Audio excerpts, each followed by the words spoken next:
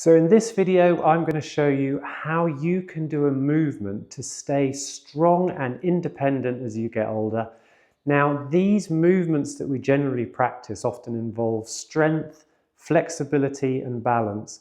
But there's one piece of this that we don't really look at. All of them tend to be static positions that don't involve unpredictability. Today, I'm going to show you how we can make a movement a little bit more complex to give you the ability to cope with different situations in life as they happen. Hello, welcome back to another Physio Life Skills video. My name is Justin Scriven. I'm a physiotherapist here in Fordingbridge, and these videos are just for you if you're over 60, you want to improve your physical function and as you get older and keep doing the things that you love. Today's video, we're going to look at why it is so important to do movement that is a bit more complicated. So often if we want to get stronger, we do squats, which are in one position. If we want to improve our balance, we may stand on one leg. If we want to improve our flexibility, we may do sustained stretches. But none of these challenge our brain and make us able to cope with unpredictable environment. And this is a skill that I call movement spontaneity. And as we get older, we naturally get in our routines with both movement and life, and we lose that level of spontaneity that allows us to deal with unexpected situations. Now, this could be walking across a car park and stepping over a puddle, slipping on a bit of ice. We need our brain and our body to work together so that we can cope with these unpredictable environments well and effectively and quickly. Now, the part of the brain that deals with this is called the cerebellum, and it sits just in the back at the base of the main brain. It is only about 10% of the whole volume of the brain, but it's got 80% of all the nerve connections within it. So it's a hugely important part.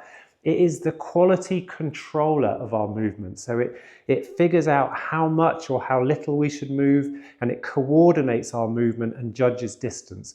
So it's a super important part of the brain, but it works on what we put into it. And if we challenge this cerebellum and challenge that system, it gets better at dealing with these situations.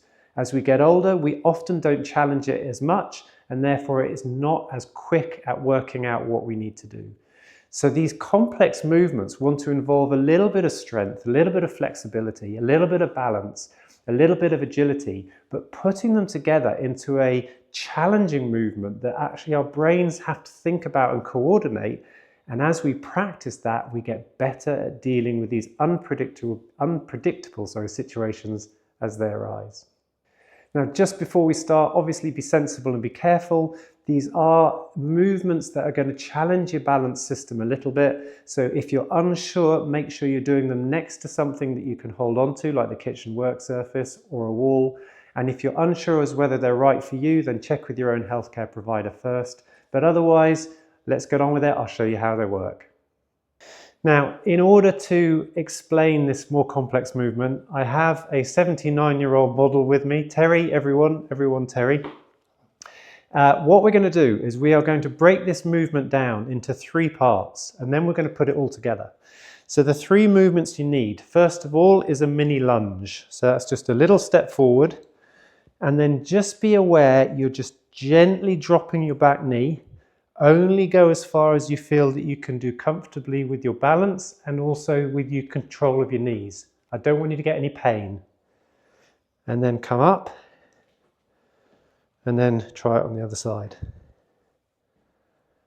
Perfect. Come up.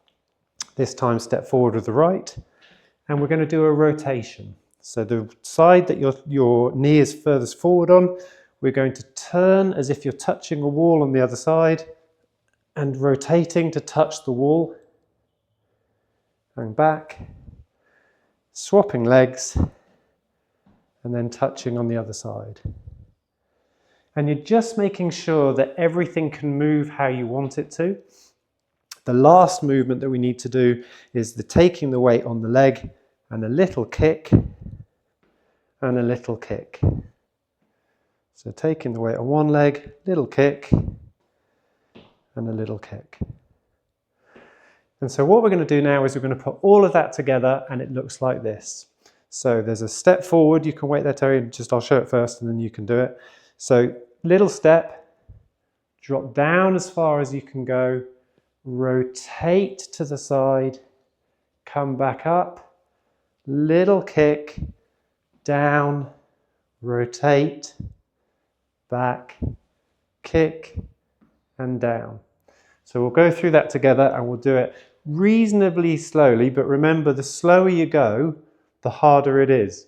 So we'll go through it and get the gist of it. So if we all go together, so step, drop down a little bit, rotate and touch, come back, kick and down, sink into it, rotate, back, kick, down, rotate, back, kick.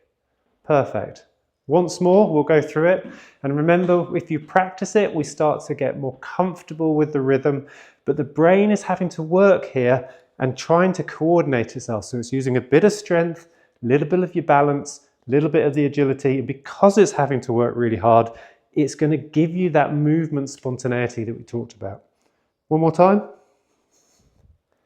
Step, down, rotate, kick, down, rotate, up, kick, down, rotate, up, kick.